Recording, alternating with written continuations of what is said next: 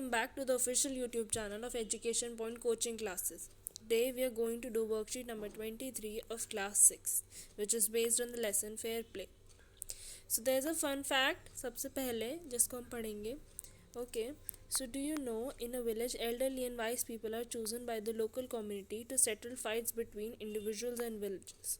यानी कि जो गांव होते हैं उनके अंदर बड़े बूढ़े लोगों को, जो समझदार लोग होते हैं, उनको गांव के बाकी लोग चूज़ करते हैं ताकि वो लोग बाकी कम्युनिटी की, बाकी गांव की लड़ाइयों को सुलझा सके. अगर लोगों के बीच में कोई मतभेद होता है, कोई लड़ाई हो जाती है, तो वो लोग उसको सुलझा सकें. वो बूढ़े लोग, वो समझदार लोग उन प्रॉब्लम्स को सुलझा सकें. This assembly of 5 elders is known as the panchayat. यानी कि जो असेंबली होती है, ये जो लोगों का एक ग्रुप होता है, वो 5 लोगों का होता है और उन्हें हम पंचायत कहते हैं. Okay, the leader of panchayat is called as mukhiya और सरपंच. जो लीडर होता है इस पूरी असेंबली का, उसे हम सरपंच कहते हैं, मुखिया या फिर sarpanch. Okay, so let's start. क्या दिया हुआ है इसके अंदर? Question number 1, match the phrase in the column A with the phrase in column B and frame the complete sentences.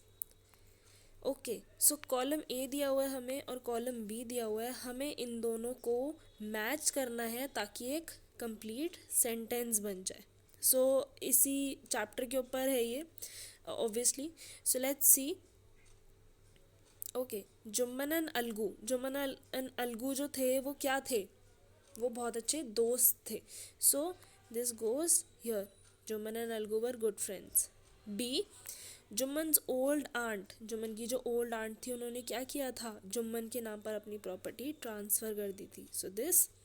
C, after a couple of years. कुछ सालों बाद क्या हुआ? Jumman and his family were tired of the old aunt. यानी कि जुम्मन और जो उसकी फैमिली थी वो बूढ़ी आंटी से परेशान हो गए थे.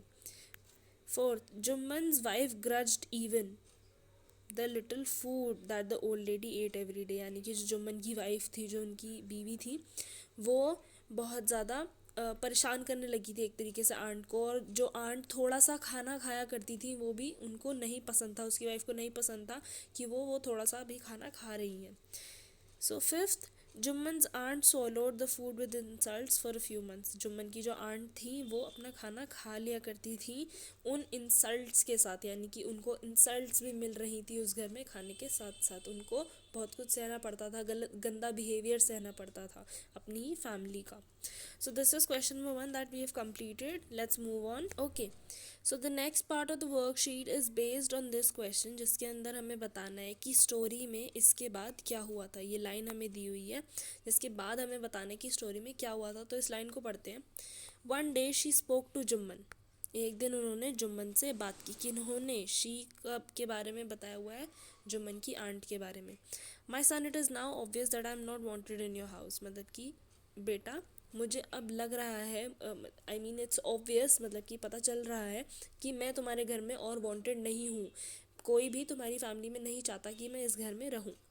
Kindly give me a monthly allowance that I can set up a separate kitchen. यानी कि मुझे एक मंथली अलाउंस दे दो जिससे मैं एक सेपरेट किचन बना लूँ. मतलब कि महीने के कुछ पैसे दे दो मुझे, जिससे कि मैं अपनी अलग किचन बना लूँ, मैं अपना अलग खाना बना लिया करूँ. सो इसके आगे हमें स्टोरी लिखनी है. I have written down the story, जो कि मैं आपको समझाऊंगी. So see this. So this is story's next part. My wife knows best how to run the house. ये कौन बोल रहा है? जुम्मन बोल रहा है कि मेरी वाइफ को पता है कि घर कैसे चलाना है. आप शांत रहिए, be patient, said Jumman shamelessly. Jumman ने बिना शर्म किए. बूढ़ी आंटी, जो उसकी बूढ़ी आंट थी, वो उनसे बहुत बड़ी थी, फिर भी उसने बिना शर्म किए ऐसी बात उनसे बोल दी. This made his aunt very angry and she decided to take her case to the village panchayat. यानी कि जिस तरह जुम्मन ने उनसे बात की, इससे बहुत बुरा लगा बूढ़ी आंट को, और उन्होंने सोचा कि वो ये जो केस है, ये जो प्रॉब्लम है, ये जो लड़ाई है, ये कहाँ लेके जाएंगी? पंचायत के पास लेके जाएंगी. Okay, next. For many days, the old lady was seen talking to the villagers, explaining her case and seeking their support. सो पंचायत में क्या होता है, जो 5 लोग होते हैं वो तो लेते ही है फैसला, लेकिन वो किस बेसिस पर फैसला लेते हैं, जो विलेजर्स होते हैं, जो गांव के लोग होते हैं, वो उनको एडवाइस देते हैं कि हमें क्या ठीक लगता है, आपको क्या करना चाहिए। तो जुम्मन की जो आंट थी वो उन लोगों के पास जाया करती थी, गांव वालों के पास जाया करती थी, अपनी अपनी प्रॉब्लम बताया करती थी, अपनी सबसे राय लेती थी कि उनको क्या करनी चाहिए, सपोर्ट मांगती थी कि आप मुझे हेल्प करना पंचायत में जब केस जाएगा। Some sympathised with her, others laughed at her, यानी कि कुछ लोग जो थे वो उनको सिंपथाइज करते थे, उनको सहानुभूति देते थे, उनको बोलते थे कि तुम हिम्मत रखो, और तुम जीत जाओगी केस। और बाकी लोग जो थे वो उन पर हंसा करते थे, मतलब बहुत सारे लोग ऐसे भी थे जो उन पर हंसते थे, कुछ लोग उनको सपोर्ट करते थे तो कुछ उन पर हंसते भी थे। And few others advise us to make it up with her nephew and his wife, यानी कि जो बाकी लोग थे बच्चे वो क्या कहा करते थे कि अपने जो अपना जो नेफ्यू है जुम्मन, उससे तुम बना के रखो, उसकी वाइफ से बना के रखो, उनसे अच्छे से बात करो। At last she came to Algu Chaudhari, आखिर में वो किसके पास आई, अलगू चौधरी के पास। अलगू चौधरी कौन था, जुम्मन का फ्रेंड। वो अलगू चौधरी के पास गई एंड स्पोक टू हिम, उनसे बात की उसने। तो जो चाची थी, मतलब कि अलगू उनको चाची बोला करता था, ओल्ड आंट को वो चाची बोलता था। तो अलगू ने उनसे कहा कि चाची, Jumman is my best friend, आपको तो पता ही है कि जुम्मन मेरा बेस्ट फ्रेंड है, मेरा सबसे अच्छा दोस्त है। How can I go against him, मतलब कि मैं उसके खिलाफ कैसे जा सकता हूँ, मैं उसके खिलाफ पंचायत में कैसे बोल सकता हूँ, अलगू ने बोला। But it is right my son, but is it right my son, मतलब आंट जो है मुझसे पूछती हैं कि क्या ये सही है, टू कीप मम एंड नॉट से what you consider just and fair. Keep मम का क्या मतलब होता है, शांत रहना। तो जो आंट है वो अलगू से पूछती हैं कि क्या तुम्हें सही लगता है कि चुप रहना, शांत रहना ठीक होगा, मतलब कि तुम्हारे ही सामने जुम्मन मेरे साथ इतना गलत कर रहा है, उसने मेरी प्रॉपर्टी ले ली और वो मुझे घर से खाना भी नहीं दे रहा है, तो क्या तुम्हें लगता है कि ये सही है, और अगर ये सही नहीं है तो तुम फिर चुप क्यों हो।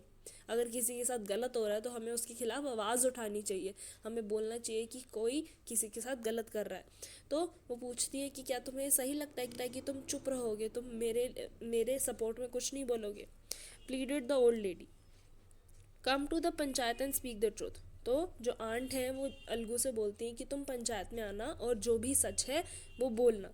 She said, Algu didn't reply but her words kept ringing in his years, यानी कि अलगू ने उस समय तो कोई जवाब नहीं दिया, लेकिन अलगू जो था उसके दिमाग में ये सारी बातें चलती रहीं, जो भी आंट ने बोली थी कि क्या तुम्हें सही लगता है कि वो मेरे साथ गलत कर रहा है फिर भी तुम चुप हो, तो ये सारी बातें उसके दिमाग में चलती रहीं कि क्या होगा क्या नहीं होगा, और क्या करना चाहिए क्या नहीं करना चाहिए।